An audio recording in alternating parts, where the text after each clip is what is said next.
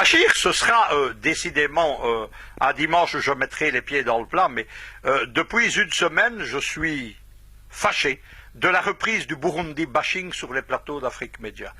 Dimanche dernier, j'étais le seul à soutenir le gouvernement de Bujumbura agressé par les puissances occidentales.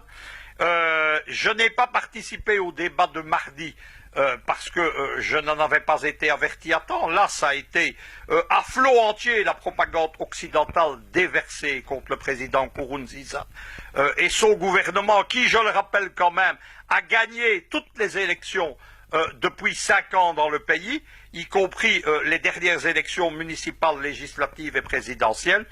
Je ne peux pas évidemment être d'accord avec la participation de l'Union africaine à ce qui est une agression occidentale. Ce qui se passe au Burundi, c'est une des phases de ce printemps africain qui a été décidée par Barack Obama lors du sommet USA-African Leader en août 2014 à Washington, qui a été une erreur des présidents africains d'y avoir participé. C'était un piège politique et géopolitique. Lors de ce sommet, on a désigné une série de régimes qui devaient partir, dégagés, comme l'a même dit le State Department, utilisant le vocabulaire du printemps arabe, c'est-à-dire des frères musulmans en Tunisie. Et donc, qu'est-ce qui s'est passé, évidemment ? Le gouvernement a été immédiatement attaqué, ceci dès l'automne 2014. Les réseaux américains, les vitrines légales de la CIA, la NED, la NDI, l'USAID, les réseaux Soros, ont créé des médias à leur botte, notamment des radios libres, ont créé des journaux et ont créé des groupuscules de jeunes qui ont été formés sur le modèle du ballet citoyen. Il faut quand même savoir qu'aujourd'hui, le Burkina Faso, c'est la plaque tournante où sont formés les activistes de Soros pour toute l'Afrique, vers la RDC notamment, comme l'ont montré divers scandales liés à leur activité dans d'autres pays. Eh bien, suite à cela, évidemment, il y a eu un climat insurrectionnel. Regardez bien, le président Nkurunziza a voulu faire un référendum sur sa candidature. Certains disent qu'il a violé la Constitution, ceux-là ne l'ont pas lu apparemment. Que disent en effet les accords d'Arusha? Ils disent que le président pourra être mis en place, après les accords d'Arusha, pour 2 mandats élus. Élu, le terme est sans ambiguïté. Mais, à la suite des accords d'Arusha, le premier mandat de Nkurunziza, ce n'était pas un mandat élu. Il a été mis en place par les accords précisément. Et donc, en se présentant aux élections de 2015, il s'est présenté précisément au second mandat élu prévu par la Constitution. S'il n'y avait pas eu la main maléfique de Barack Obama, qui a mis le doigt justement sur les problèmes de constitution, etc., dont on ne parlait pas en Afrique, tout ça ne se serait pas passé. Les élections ont eu lieu, malgré les pressions. Les pressions, de quel niveau sont-elles? Il y a tout d'abord un climat insurrectionnel dans une partie de Bujumbura, pas dans le reste du pays au départ. Qu'est-ce que c'est? La presse russe d'État, comme moi, a utilisé le même terme. C'est un Maïdan burundien. C'est-à-dire qu'on a présenté, comme on l'avait fait en Ukraine, l'insurrection de quelques quartiers de la capitale comme une insurrection nationale. Ça n'a pas marché. Les Occidentaux ont ensuite organisé un coup d'État. Le coup d'État a été organisé aujourd'hui avec l'un des anciens chefs des services secrets qui était très proche de l'Africain. Il y a, ici, je l'ai entendu sur les plateaux d'Afrique Média, on a prétendu que c'était un faux coup d'État pour justifier la répression. Arrêtons de rire, on est en train de juger actuellement au Burundi les putschistes et tout le monde peut voir leur lien avec l'étranger. J'ajoute, on n'en parle pas non plus, à part moi, sur les plateaux d'Afrique Média, et c'est grave qu'on n'en parle pas. C'est qu'il y a eu une enquête qui a été menée par le procureur général du Burundi. Ces résultats de cette enquête ont été donnés il n'y a pas longtemps, au mois de septembre, et elle a conclu également, preuve à l'appui, à l'ingérence étrangère. Le régime de Nkurunziza gagne les élections. L'opposition qu'on avait cru, la vraie opposition, celle qui est représentée au Parlement lors des dernières élections que l'on avait cru manipuler, décident de participer à la vie politique, et on passe immédiatement à la dernière phase, c'est l'arrivée des escadrons de la mort, préparés par l'étranger, amenés là notamment du Rwanda, qui joue encore son rôle néfaste de mauvais voisin.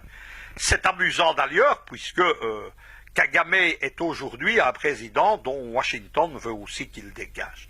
Mais quoi qu'il en soit, des escadrons de la mort commencent à intervenir. On tue à la fois des personnalités de l'opposition et de la majorité pour créer un climat de guerre civile. Et cerise sur le gâteau, on organise la semaine précédente un assaut sur les 3 casernes de la capitale. Les assaillants sont armés d'armes lourdes de type militaire, et évidemment il y a des morts qui sont liés à ça. Parallèlement à ça, une gigantesque campagne est menée dans la presse occidentale, principalement la presse française et belge, la Belgique qui est l'ancienne puissance coloniale, contre le régime de Nkurunziza. La Belgique joue un rôle très actif puisqu'elle mène la meute qui attaque le régime de Nkurunziza, à la fois dans le cadre de la diplomatie belge, dans le cadre de l'Union européenne et dans le cadre de l'Alliance atlantique. Il y a notamment un chantage qui est fait au gouvernement, c'est le blocage des aides au développement, ce qui crée d'immenses problèmes financiers et du mécontentement évidemment au gouvernement en place. Face à tout cela, l'Union africaine a le mauvais réflexe, la mauvaise réaction. De l'Union africaine, moi panafricaniste, qu'est-ce que j'attends? J'attends que l'on soutienne le gouvernement africain du Burundi agressé.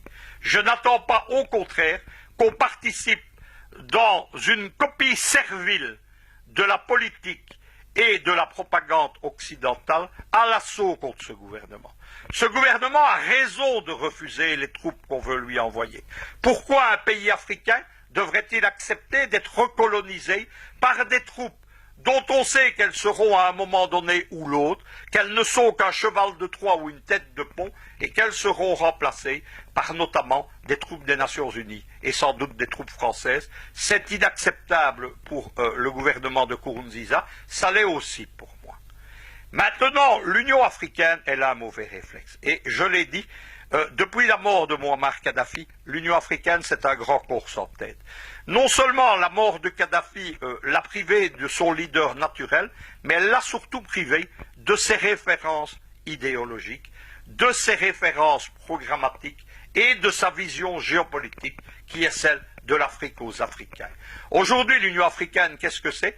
C'est un ensemble incohérent, avec des pays authentiquement panafricanistes, comme par exemple la Guinée équatoriale ou le Tchad, avec des pays qui sont pro-américains, pro-occidentaux.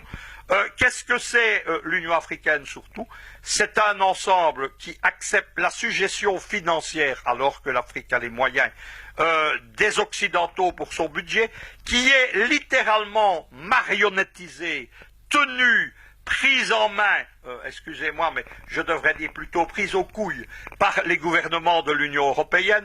L'Union européenne tient l'Union africaine par les couilles parce qu'elle lui fournit 35% de son budget et qu'elle fournit en Afrique, et excusez-moi, mais ça pour moi c'est intolérable, les moyens financiers de quasiment 90% des élections en Afrique, où on impose des logiciels européens, où on impose des organisations de monitoring patronnées par la CIA, par le Parlement européen, ou par d'anciennes puissances coloniales. Tout ça, évidemment, c'est un mauvais message que l'Union africaine adresse aux Africains. J'ajouterai, ça sera ma chute, qu'il y a pourtant un exemple à suivre, c'est celui d'une autre organisation transnationale, c'est l'organisation de coopération de Shanghai, qui unit notamment la Chine, la Russie, mais une trentaine d'autres pays eurasiatiques, l'Iran notamment. Eh bien, il y a 2 ans, confronté à une vague de révolution de couleurs, exactement comme l'Afrique l'est aujourd'hui, parce que le printemps africain, c'est la révolution de couleurs appliquée en Afrique par les Américains, eh bien, l'OCS a organisé 2 sommets pour combattre ces révolutions de couleur, pour défendre les gouvernements agressés, et l'une de ces sous-associations militaires, l'OCTS, l'Organisation du traité de sécurité collective, est allée plus loin, puisqu'elle a organisé, avec notamment les armées du Bélarus, les armées de la Russie, du Kyrgyzstan et du Kazakhstan, de grandes manœuvres pour mettre en œuvre les armées de ces pays pour défendre un gouvernement agressé. J'attendais cette réaction de l'Union africaine. J'ai vu au contraire le grand corps sans tête servir les intérêts de l'Afrique.